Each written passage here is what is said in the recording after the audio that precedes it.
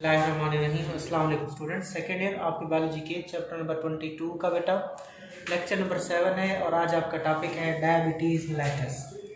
Diabetes mellitus आपका topic है और हमने क्या देखनी है, उसकी जेनेटिक बेसिस भी देखनी है। पहले देखने के डायबिटीज़ मिलाइटस होती क्या है, फिर उसकी जेनेटिक बेसिस भी हम देखेंगे। Diabetes mellitus is a heredity disease. Diabetes mellitus एक हेरिडिटी डिजीज़ है, विरासती बीमारी है। It is actually a heterogeneous group of disorder which are characterised by elevated blood sugar level. ये बड़ा इंपॉर्टेंट पॉइंट है कि इसकी खसूसियत क्या होती है, एलिवेटेड ब्लड शुगर लेवल, के खून के अंदर शुगर का लेवल ज़्यादा हो जाता है। पहली बात जो आपने सीखी कि ये क्या है, हेरिडिटी डिजीज़ है, विरासती बीमारी है। और हकीकत में ये क्या है, हेट्रोजीनस ग्रुप ऑफ डिसऑर्डर, बहुत सारे मुख्तलिफ डिसऑर्डर का ये मजमुआ है। और उन सब की खसूसियत क्या है, एलिवेटेड ब्लड शुगर लेवल, उनमें शुगर का लेवल ब्लड के अंदर ज़्यादा हो जाता है। Diabetics are unable to metabolise blood sugar in their bodies. जो शुगर के मरीज़ होते हैं वो अनएबल होते हैं और वो शुगर को अपने जिस्म में मेटाबोलाइज नहीं कर सकते, सही तरीके से यूज़ नहीं कर सकते। सो दे पास ग्लूकोज इन देयर यूरिन। चूँकि शुगर ज़्यादा होती है उनके ब्लड में, तो उसमें से कुछ ग्लूकोज जो होता है वो उनके यूरिन में भी क्या हो जाता है, पास हो जाता है। तो यूरिन का भी जब कभी टेस्ट कराएंगे तो उसमें क्या मिलेगी, हमें ग्लूकोज मिलेगी। Diabetes is the leading cause of kidney failure, adult blindness, lower limb amputation and heart diseases. अब आगे आपको उसने एक इम्पॉर्टेंट बात बताई है कि जो डायबिटीज़ है, ये जो शुगर की बीमारी है बेटा, दुनिया में किडनी फेलियर की सबसे बड़ी वजह है। दुनिया में गुर्दे जो फेल होते हैं उसकी सबसे बड़ी वजह शुगर है। इसके अलावा एडल्ट ब्लाइंडनेस, जो एडल्ट लोग होते हैं और उनमें ब्लाइंडनेस आ जाती है, वो ब्लाइंडनेस का शिकार हो जाते हैं, तो एडल्ट ब्लाइंडनेस की भी लीडिंग काज, बड़ी वजह शुगर है। ठीक है, तो शुगर की वजह से एडल्ट ब्लाइंडनेस हो सकती है। लोअर लिम्ब एम्पुटेशन, के जो लोअर लिम्ब होते हैं, जो टांगे होती हैं, उनको काटा जाता है और उनके काटने की भी बड़ी वजह शुगर है। इसी तरह दिल की बीमारियों की भी मेन वजह शुगर है। सो हम कह सकते हैं diabetes is the leading cause of kidney failure, adult blindness, lower limb amputation and heart diseases. अब आगे चलते हैं, डायबिटीज़ की टाइप्स देखते हैं बेटा। डायबिटीज़ की दो टाइप्स होती हैं, टाइप 1 और टाइप 2।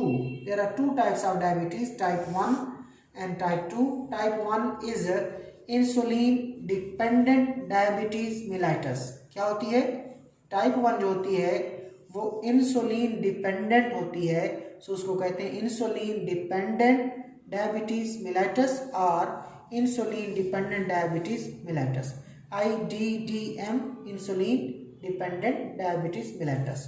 ठीक। Type 2 is non insulin dependent, non insulin dependent diabetes mellitus. So type 2 जो होती है that is non insulin dependent diabetes mellitus, और दोबारा उसका मुखफ़फ़ बता दी कि non insulin dependent diabetes mellitus. और ये जो बेटा हम आज का लेक्चर ले रहे हैं ना, इस तो ये डायबिटीज़ मिलाइटस का आज हम पार्ट 1 देखेंगे और उसमें हम टाइप 1 को क्लियर करते हैं। Type 1 is also called juvenile diabetes. एक टाइप 1 को हमने क्या कहा, इंसुलिन डिपेंडेंट डायबिटीज़ मिलाइटस, और दूसरा इसका नाम क्या होता है, जुवेनाइल डायबिटीज़। जुवेनाइल डायबिटीज़ क्यों कहते हैं, because it usually occurs in early age. Juvenile बोलते हैं यंग लोगों को। सो अगर ये यंग लोगों को मुतासर हो करे या अर्ली एज में हो जाए लोगों को, और अक्सर ये 40 साल से कम उम्र के लोगों को होती है, 40 साल से पहले हो जाती है टाइप 1, 40 साल से कम उम्र के लोगों को होती है, तो यंग एज में होती है, इसलिए इसका दूसरा नाम जुवेनाइल डायबिटीज़ है, यानी कि यंग लोगों की डायबिटीज़। सो और इंसुलिन डिपेंडेंट क्यों कहते हैं, क्योंकि ये इंसुलिन पे डिपेंडेंट होती है, इंसुलिन देने से शुगर का लेवल ठीक हो जाता है। So insulin dependent diabetes mellitus है। और दूसरा नाम है इसका जुवेनाइल डायबिटीज़। क्यों, because it usually occurs in early age before 40 year, 40 साल से पहले होती है, लिहाजा ये जुवेनाइल है। It arises due to the deficiency of pancreatic hormone insulin. अब इसकी वजह क्या है, पंक्रियाटिक हार्मोन, पंक्रियाज से एक हार्मोन निकलता है बेटा, पंक्रियाज में बीटा सेल होते हैं, उन बीटा सेल से एक हार्मोन निकलता है, उसका नाम इंसुलिन है। तो इस बीमारी में किसकी कमी हो जाती है? इंसुलिन की कमी हो जाती है। So it arises due to the deficiency of pancreatic hormone insulin that normally routes blood glucose to cell for use. ठीक है बेटा, तो इसमें पैंक्रियाटिक हार्मोन इंसुलिन की कमी हो जाती है। इंसुलिन काम क्या करती है? इंसुलिन काम क्या करती है कि इंसुलिन क्या करती है? Route blood glucose to cell for use. ये जो ब्लड में ग्लूकोज होती है बेटा, ब्लड में जो ग्लूकोज होती है, ये जो इंसुलिन है उसको कहाँ भेज देती है? सेल्स में भेज देती है, और सेल में वो ग्लूकोज जाके यूज हो जाती है, और इस तरह खून में ग्लूकोज की मिकदार इंसुलिन क्या करती है? कम करती है। लेकिन इसमें इंसुलिन की कमी हो जाती है। इंसुलिन का काम होता है ग्लूकोज की यूटिलाइजेशन को बढ़ाना, लिवर में ग्लूकोज को भेजना, मसल में ग्लूकोज को भेजना, वहाँ पे स्टोर कराना या वहाँ पे यूज़ करवाना, और इस तरह इंसुलिन का काम खून में ग्लूकोज को कम करना होता है। मगर इस बीमारी में पैंक्रियाटिक हार्मोन इंसुलिन की कमी हो जाती है, जिसके नतीजे में ग्लूकोज यूज़ नहीं होती और इस तरह ग्लूकोज का लेवल बढ़ जाता है। Type 1 is auto immune disease. ठीक है बेटा, ये जो टाइप 1 होती है ये भी इंपॉर्टेंट पॉइंट है कि ऑटो इम्यून डिसऑर्डर है या ऑटो इम्यून डिजीज़ है। इसका मतलब क्या है कि अपना ही जो इम्यून सिस्टम होता है, अपना ही इम्यून सिस्टम जो होता है वो हमारे जो पंक्रियाज है उसके खिलाफ एंटीबॉडी बनाता है और पंक्रियाज को डैमेज पहुंचता है। किसको डैमेज पहुंचता है? पंक्रियाज को। और कौन डैमेज पहुंचाता है? हमारा अपना ही इम्यून सिस्टम अपनी ही चीज़ों को डिस्ट्रॉय करता है, लिहाजा इसको कहते हैं auto immune disorder. The immune system backfire, हालांकि इम्यून सिस्टम आगे की तरफ फायर करता है, जरासीमों को मारता है, जो चीज़ बाहर से आती है उसको मारता है इम्यून सिस्टम। लेकिन यहाँ पे क्या करता है इम्यून सिस्टम? बैकफायर, इनके पीछे की तरफ फायर करता है, मतलब अपने ही जिस्म की चीज़ों को नुकसान पहुंचाता है। इसी वजह से इसको कहते हैं ऑटो इम्यून डिसऑर्डर है। क्यों? क्योंकि immune system backfire and manufacture auto antibodies, क्योंकि वो बैकफायर करता है और क्या करता है? ऑटो एंटीबॉडीज बनाता है अगेंस्ट बॉडीज ओन सेल। ठीक हो गया, इम्यून सिस्टम बैकफायर करता है और क्या करता है इम्यून सिस्टम? मैन्युफैक्चर करता है एंटीबॉडीज को, कहाँ पे? Against the body own cell, body के अपने सेल के खिलाफ, बॉडी के अपने सेल के खिलाफ अपना इम्यून सिस्टम एंटीबॉडीज बनाता है। Sometimes specific viral infection activate auto immune response. अब ये ऑटो इम्यून रिस्पॉन्स कब शुरू होता है इसका कोई खास नहीं पता बेटा, लेकिन कभी देखा गया जब बंदे को कोई वायरस का इन्फेक्शन होता है ना, तो उसके बाद ये ऑटो इम्यून रिस्पॉन्स शुरू होता है और पंक्रियाज को डैमेज पहुंचता है और उसके बाद शुगर होना बंदे को स्टार्ट हो जाती है। ठीक है, so sometimes specific viral infection activate auto immune response. T cell of immune system attack pancreas and destroy insulin producing beta cell।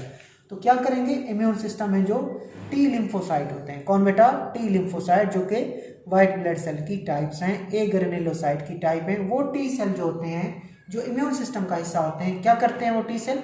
T cell किसके होते हैं? इम्यून सिस्टम के। क्या करते हैं वो T cell? Attack pancreas and destroy insulin producing beta cell. तो वो क्या करते हैं? टी सेल पंक्रियाज पे अटैक करते हैं और जो पंक्रियाज में बीटा सेल होते हैं जो इंसुलिन बनाते हैं, उन सेल को क्या पहुंचता है? नुकसान पहुंचता है। As the result pancreas does not produce insulin, जिसके नतीजे में पंक्रियाज इंसुलिन नहीं बनाती। ठीक हो गया, पंक्रियाज क्या बनाएगी? इंसुलिन नहीं बनाएगी। जब इंसुलिन नहीं होगी तो ग्लूकोज की यूटिलाइजेशन नहीं होगी और ग्लूकोज खून में ज़्यादा हो जाएगी, इसी को शुगर कहते हैं। आगे चलें। Diabetics of type 1 must receive exogenous insulin. So type 1 के जो मरीज होते हैं उनको क्या देनी चाहिए? इंसुलिन देनी चाहिए। इंसुलिन अंदर से तो नहीं बन रही ना, पंक्रियाज तो इंसुलिन नहीं बना पा रहा क्योंकि वो डिस्ट्रॉय हो चुका है, वो डैमेज हो चुका है, लिहाजा उनको बाहर से इंसुलिन देनी पड़ती है। इन लोगों को टाइप 1 के जो मरीज़ हैं उनको बाहर से इंसुलिन देनी पड़ती है। सो इन लोगों को एक्सोजीनस इंसुलिन देनी पड़ती है from outside source insulin to survive. So type 1 के लोगों को सर्वाइव करने के लिए, जिंदा रखने के लिए हमें एक्सोजीनस इंसुलिन या बाहर से इंसुलिन देनी पड़ती है। आगे बेटा, progress is being made in understanding the genetic basis of this disease. अब कुछ प्रोग्रेस हो रही है कि इस बीमारी की जो जेनेटिक बेसिस हैं उसके बारे में समझा जाए कि जीन्स कौन सी इन्वॉल्व होती हैं, क्या मसला हो जाता है जीन को। So progress is being made in understanding the genetic basis of this type 1 diabetes. The insulin gene is located on short arm of chromosome 11। जो इंसुलिन की जीन होती है वो short arm of chromosome number 11 पे मौजूद होती है। Polymorphism and genetic variation within this locus is responsible for diabetes type 1 susceptibility. ठीक हो गया। तो इसमें आपने क्या देखा, पॉलीमॉर्फिज्म, यानी कि यही जो इंसुलिन की जो जीन है क्रोमोसोम 11 के शॉर्ट आर्म पे मौजूद है, इसी जीन की पॉलीमॉर्फिज्म हो जाती है, मतलब उसकी बहुत सारी फॉर्म और स्ट्रक्चर पैदा हो जाती हैं और उन्हीं जीन के अंदर जेनेटिक वेरिएशन हो जाती है, उस जीन में तगय्युर आ जाता है, उस जीन में फ़र्क आ जाता है, उसी जीन में मतलब चेंजेस आ जाती हैं। तो फिर क्या होता है, that is responsible for diabetes type 1 susceptibility, यानी कि उससे फिर जो टाइप 1 है उसका खतरा हो जाता है। ससेप्टेबल का मतलब क्या होता है बेटा, खतरा होना। तो ये आपने देखा कि प्रोग्रेस जारी है इसकी जेनेटिक बेसिस समझने में। जो भी हम तुम्हें पता चला है कि इंसुलिन की gene short arm of chromosome 11 पे मौजूद है, इसी लोकस पे इसी जीन में पॉलीमॉर्फिज्म होती है और जेनेटिक वेरिएशन आती है, जिसके नतीजे में डायबिटीज टाइप 1 की ससेप्टेबिलिटी बढ़ जाती है, खतरा बढ़ जाता है। But today it is no more just a recessive single gene trait, rather it is a multi factorial trait.